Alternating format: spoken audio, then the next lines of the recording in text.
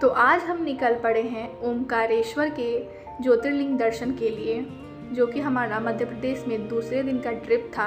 हमने वहीं रात में स्टे किया और सुबह सुबह हम गाड़ी लेकर के निकल पड़े मंदिर की तरफ। वहां पहुंचते ही हमने ब्रिज को पार किया, जहां ठंडी ठंडी हवाएं चल रही थी। नर्मदा माता की दृश्य हम देख पा रहे थे। सामने मंदिर था और सब कुछ बहुत ही सुहाना लग रहा था।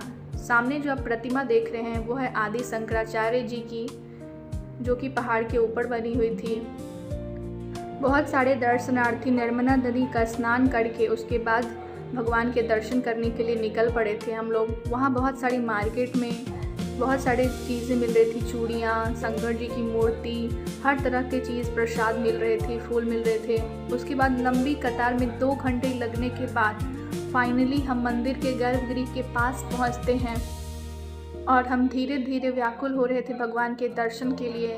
ये कतार लग रहा था जैसे कि कब आगे बढ़े, मगर हमें लंबी प्रतीक्षा करनी पड़ी।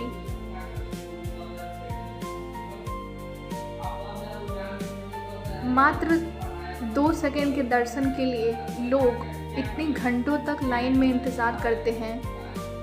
ये सिर्फ एक आस्था ही है और कोई चीज़ हमें इतनी मोटिवेट नहीं कर सकती है।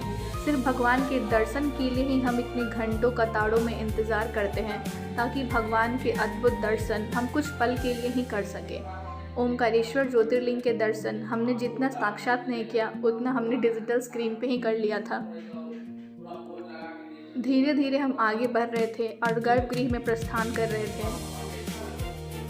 गर्भगृह का मैंने ये वीडियो बहुत ही स्लो मोशन में दिया है, क्योंकि हमें दर्शन करने के लिए सिर्फ 2 सेकंड मिले थे और हमें समझ में भी नहीं आया कि हमने दर्शन हुआ या नहीं, क्योंकि बहुत ज़्यादा भीड़ होने के कारण लोगों को बहुत ही जल्दी वहाँ से हटाया जा रहा था। ये आप देख सकते हैं, मैंने बहुत ही स्लो मोशन में ये रिकॉर्ड किया है। भगवान ओमकारेश्वर ज्योतिर्लिंग। फिर हम वहाँ से निकल पड़े बोटिंग करने के लिए और बोटिंग करके हमने बाहर नर्मदा नदी से सारे दर्शन किए। और आप देख सकते हैं ये जो आपको सीढ़ियाँ दिख रही हैं वो पूरी नीचे से ऊपर तक भरी हुई हैं भक्तों की लंबी कतार से। लोग ज्योतिर्लिंग के दर्शन करने के लिए इतनी गर्मी में भी 5 घंटों की लंबी कतार में लग रहे हैं। सामने आपको झूला पुल दिखा, ओमकारेश्वर घाट, नर्मदा नदी दिख रही है आपको। बाहर पूरी गर्मी है, मगर बोटिंग करते समय ठंडी ठंडी सुहानी हवा का मज़ा हमें आ रहा था। उसके बाद हम नदी पार करके दूसरे तरफ जाते हैं ममलेश्वर नाथ मंदिर के दर्शन करने के लिए।